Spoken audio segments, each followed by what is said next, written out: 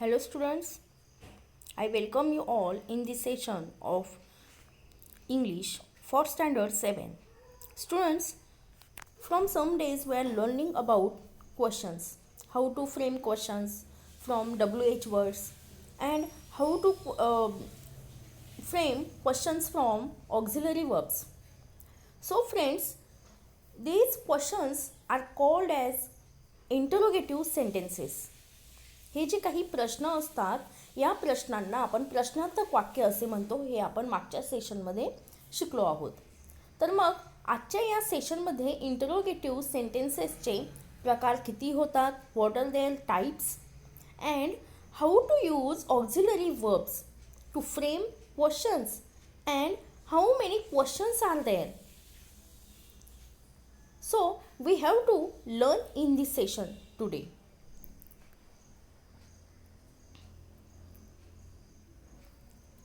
Here is a types of interrogative sentences. Students, there are two types of these sentences. या प्रश्नार्थक वाक्यांचे दोन प्रकार असतात. The first one is WH questions. पहिला जो प्रकार आहे त्याला WH क्वेश्चन्स किंवा प्रश्न असे म्हटले जाते. हे आपण मागच्या सेशनमध्ये पाहिलं आहे. तर या प्रश्नांची सुरुवात ही WH वर्ड्सपासून होत असते, जसे what, who, why, where, which, when, how अशा प्रकारच्या शब्दांपासून जर प्रश्नाची सुरुवात होत असेल तर त्या प्रश्नांना आपण WH क्वेश्चन्स असे म्हणत असतो. And the second type is yes or no answers type questions. हो किंवा नाही अशी उत्तरं असणाऱ्या प्रश्नांचा हा प्रकार आहे. तर या प्रकारामध्ये आपल्याला जे प्रश्न आपण त्यांची उत्तरं यस और नो किंवा हो किंवा नाही या दोनच शब्दांमध्ये देऊ शकतो. तर अशा प्रश्नांना यस और नो आन्सर्स टाईप क्वेश्चन्स असे म्हटलं जात असतं. चला तर मग आता पाहूया यस और नो आन्सर्स टाईप क्वेश्चन्स कसे असतात, त्यांच्यामध्ये कशाचा वापर केला जातो, ते WH वर्ड्सपासून सुरू होतात की नाही, या साऱ्या गोष्टी आता आपल्याला या सेशनमध्ये जाणून घ्यायच्या आहेत.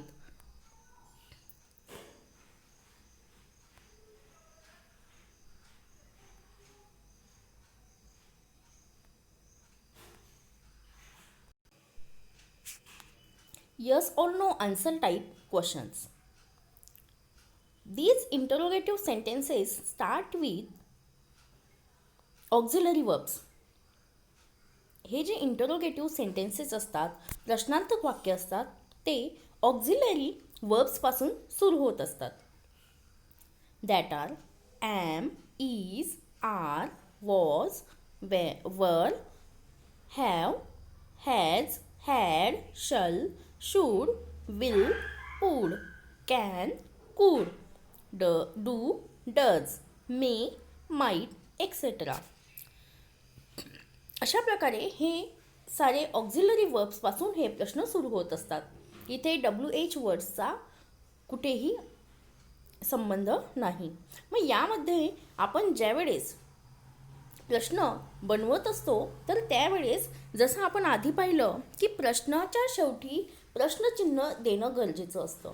त्याच प्रकारे या ऑक्झिलरी वर्ब्सपासून जे प्रश्न सुरू होतात त्यांच्या शेवटी सुद्धा at the end of these questions there is a question mark must. हे जे क्वेश्चन मार्क असतात ते देणं गरजेचंच आहे.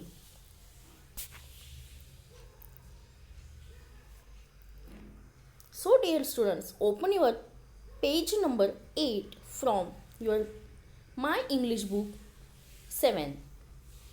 So students, there is a question race.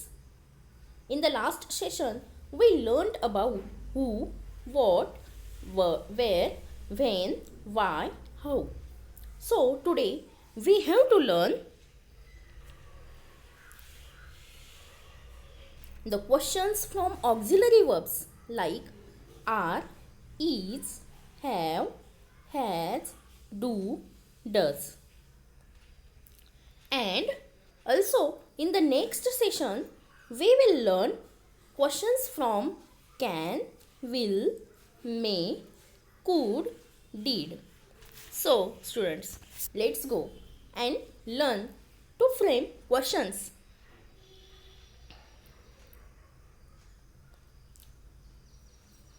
Here are questions starting from R.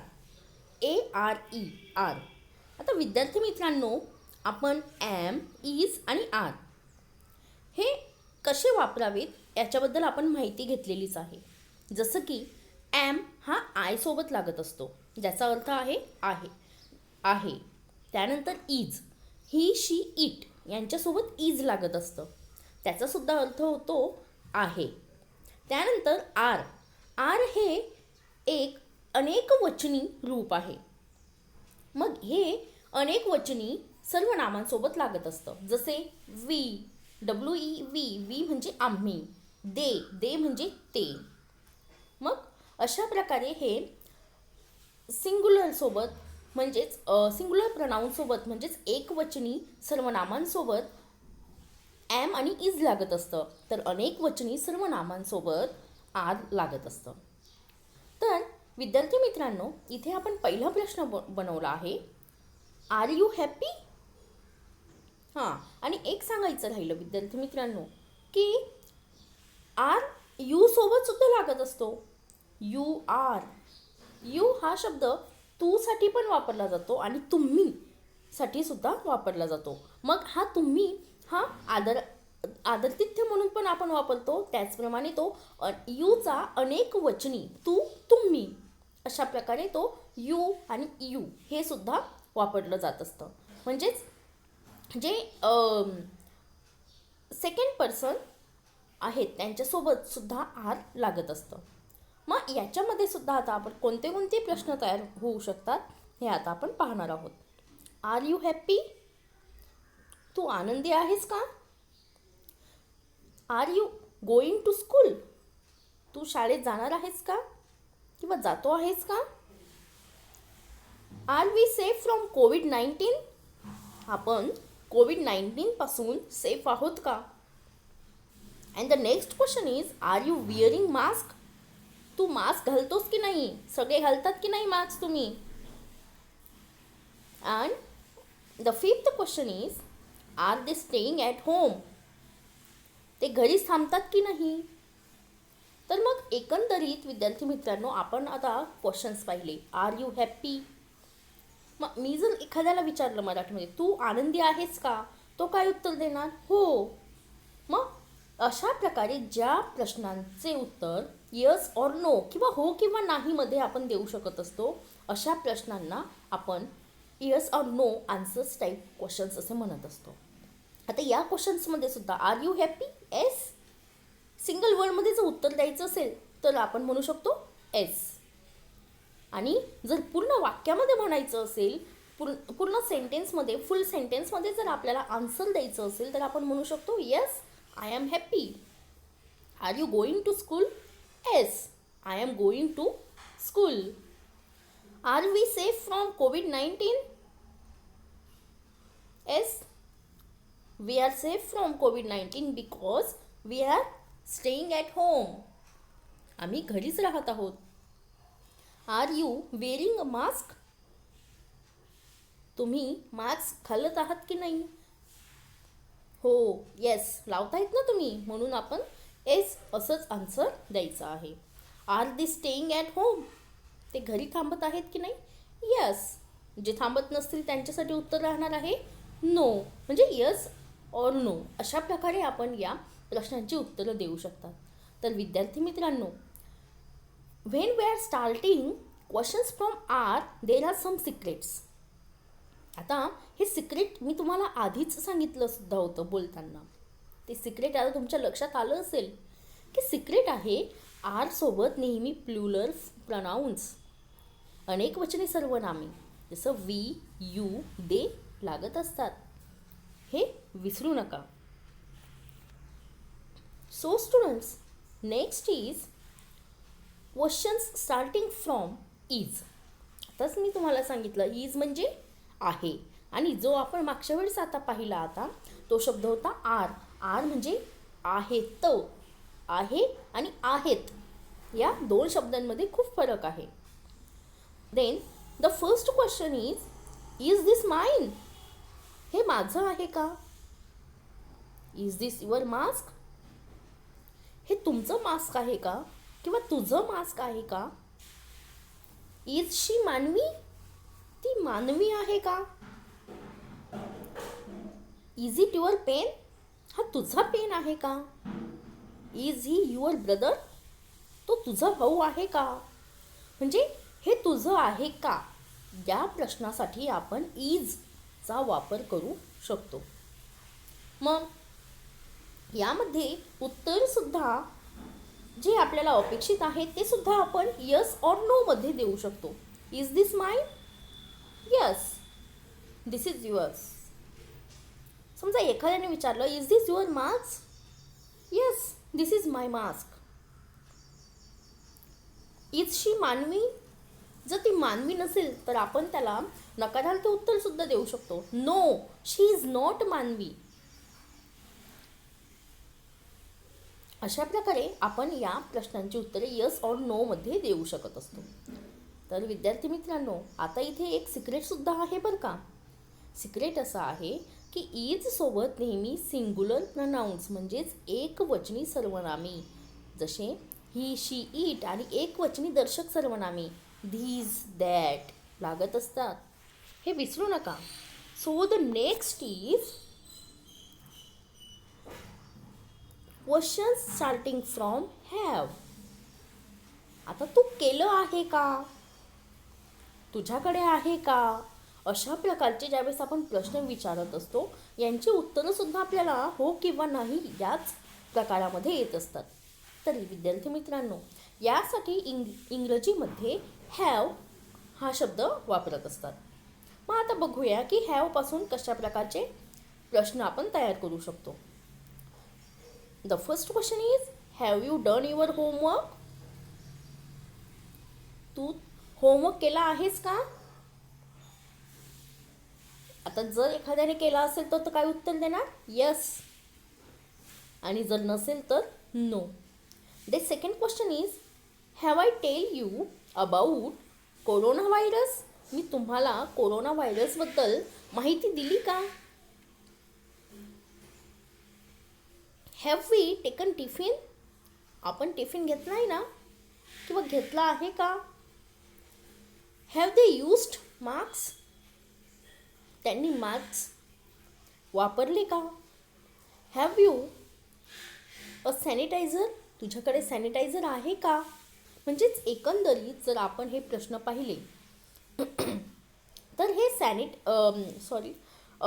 हे प्रश्न ज्यावेळेस आपण विचारत असतो समोरच्याला, तर हे प्रश्न विचारत असताना त्यांचं उत्तर हे आपल्याला शॉर्टमध्ये पण देऊ शकतात किंवा फुल सेंटेन्समध्ये ते देऊ शकतात. मग ते येस ऑर नो या आन्सर टाईपमध्ये येत असतं. मग सिक्रेट काय आहे विद्यार्थी मित्रांनो? द सिक्रेट इज हॅव सोबत आय, वी, यू दे लागत असतात. आता मी इथे दोनदा यू घेतला आहे. एक यू म्हणजे तू आणि एक यू म्हणजे तुम्ही. म्हणजे यूचा हा सिंग्युलर यूचा हा प्लुरल यू आहे. So the next is questions starting from do. आता डू म्हणजे काय? डू मीन्स करणे. The first question is do you have a newspaper? आता इथे करणे हा अर्थ इथे शब्दशः लागत नाही. मग यामध्ये आपल्याजवळ काही गोष्टी असणे यासाठी सुद्धा आपण डूचा वापर करू शकतो. मग आपल्याला समोरच्याला विचारायचं असेल की तुझ्याकडे एखादी ही गोष्ट आहे का नाही, याबद्दल जर का आपल्याला एखाद्याला माहिती विचारायची असेल तर आपण त्यावेळेस त्याला विचारू शकतो do you have a newspaper? तुझ्याकडे न्यूजपेपर आहे का? समोरच्याकडे असेल न्यूजपेपर तर तो आन्सर देणार येस, आय हॅव न्यूजपेपर. नसेल तर no, I don't have newspaper. Do I help you, मी तुला मदत करू का. आता इथे करू का असा शब्द आले इथे अर्थ येतो आहे. म्हणजेच डू असण्यासाठी पण वापरू शकतो आपण आणि करण्यासाठी सुद्धा आपण वापरू शकतो. Do they play outside. Then the next question is do they live in Delhi. And the fifth question is do your homework. So the secret of these questions from do is do सोबत I, we, you, they वापरावे. So let's go to the next. The next questions are starting from does. आता एक लक्षात घ्या विद्यार्थी मित्रांनो, आताच आपण डू पाहिला, डूज वरून जे शब्द प्रश्न सुरू होतात ते प्रश्न आपण पाहिले आहेत. आता आपल्याला डज वरून सुरू होणारे प्रश्न पाहायचे आहेत. Does she buy newspaper regularly. Second question is ती याचा अर्थ आपण आधी पाहून घेऊया. Does she buy newspaper regularly, ती नेहमी किंवा सातत्याने न्यूजपेपर खरेदी करते का. आता इथे करणे आणि करते हा अर्थ सारखाच आलेला आहे. तर डूचा पण आणि डजचा पण अर्थ सारखाच होईल, पण मात्र डज आणि डू हे दोन शब्द कशासोबत वापरावे हे सिक्रेट आहे. आपण डूचं सिक्रेट पाहिलं, तर आता आपण हे प्रश्न पाहिल्यानंतर डजचं सुद्धा सिक्रेट पाहणार आहोत.